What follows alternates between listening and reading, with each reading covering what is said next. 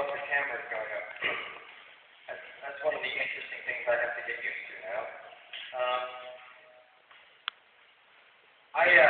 Here's a funny story. I met Derek for the first time at a Northwest Priority Board banquet last May. We sat at the same table. The next time I saw him, lo and behold, I was a candidate for mayor at the Chamber of Commerce breakfast. And then I've run into him a few times since. And the last time I saw him was Monday. We were holding hands, walking down West 3rd, and he was reminding me that he wanted me to come here, and I had it in my book, and I told him I would be here, and then he told me I was expected to speak. I'm finding that happens a lot. People want me to come out and meet with them, and then I'm expected to speak. Anyway, I'll give you a quick little bit of background, and I've only been mayor for 3 weeks today. A lot's happened in 3 weeks. It would be good to tell you about that. Yes, I lived in England, but I was born in America. I was born in Pennsylvania, McKeesport, which is a steel town. My dad had met my mother during the Korean War in England, so I had a British mother. And at the age of 9, my parents split up, and I ended up in England for the longest 3-month vacation of my life, and ended up being 12 and a half years. And so I ended up going to school there. I got a degree in geology of all subjects. And in 1982, I returned to America. I left my mother and brother behind. They're still over there. And I came over with a suitcase, a backpack, and $600 of the American dream. And I wanted to make a go of it over here. So I did.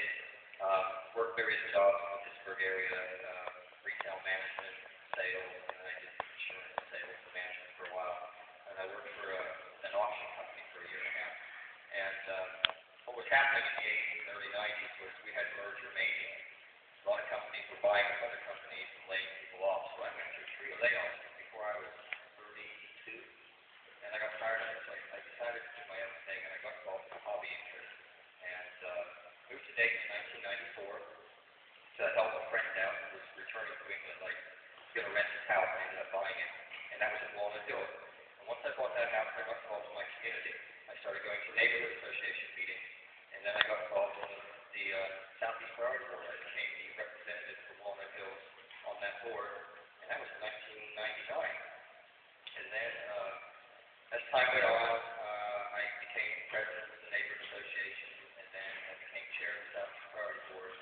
And when I got elected mayor, I had to give that up January 1st, I guess. I should do it by January 4th when I was sworn in, because we're not allowed to hold two elected positions.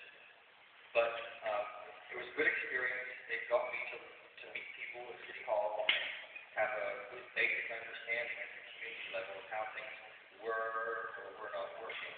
And like many people in the community, I became frustrated. I felt sometimes I was banging my head against a brick wall. And I was never really bitter at the elected officials. I was always having problems with the administration. And I made the decision that if I wanted to influence change, I either had to be the city manager, but I didn't have the street, I didn't have the book smarts. I had a degree in geology, not business administration, or a finance background. Or I could run for mayor, and I decided to step up to the plate and run for mayor.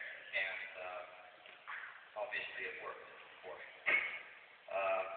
Timing had a lot to do with it. Tenacity had a lot to do with it, and a good group of volunteers had a lot to do with my success. And that's one of the things that I realized that I was good at in the community was inspiring volunteers to step up to the plate and do things.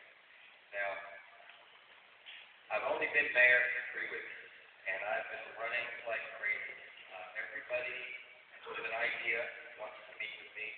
Everybody who didn't want to give me the time of day before wants to meet me.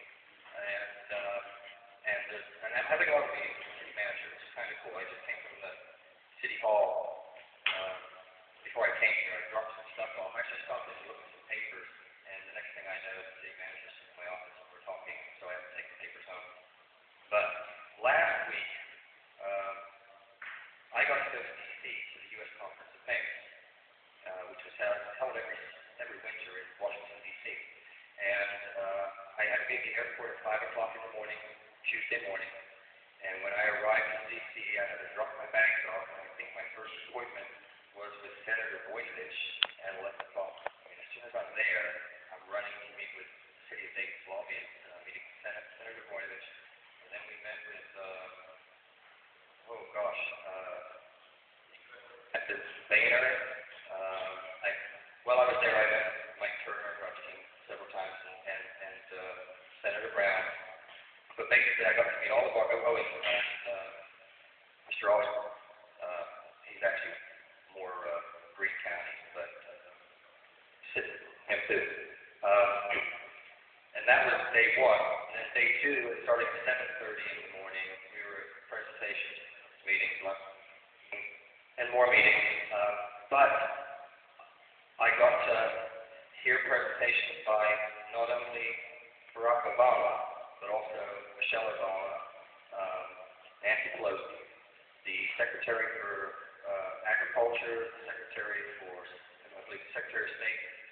Basically, anybody that was a secretary or a secretary of a secretary did this presentation. We had about 200 mayors there from all over the country.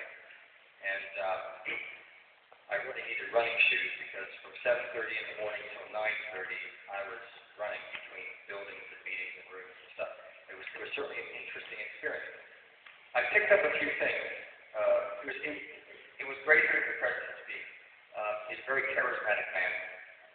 And he is certainly focused on the future. And a lot of the things that he is saying, you're going to find that the current city administration has been saying and will continue to say. We have to be more focused on our environment. We have to be focused on protecting our natural resources, becoming less dependent on oil. And so, from what I can see from the federal government point of view, is they're going to be doing things and releasing funds for renewable energy and a focus on the next 50 years of this country. And they believe that the old way of doing things is done and it's time for change. And these were things that I've been saying at the local level too. A couple of things I can say. I wrote some notes here to myself. This is kind of funny. I had somebody write a speech for me, but I'm not going to use it because I prefer just to stand here and shoot from the hip and talk. I guess how I always do it one-to-one, or just the way I am, just so you get a good feeling and are comfortable with your mayor. But I made a note here that the first thing we have to do, being a community person, is our community has to stand up and demonstrate that they have pride. In order to turn our neighborhoods around, we have to be proud of where we live, and we have to take charge of it ourselves. I think for too long we focused on our city government taking care of things, and the reality is the city of Dayton is us.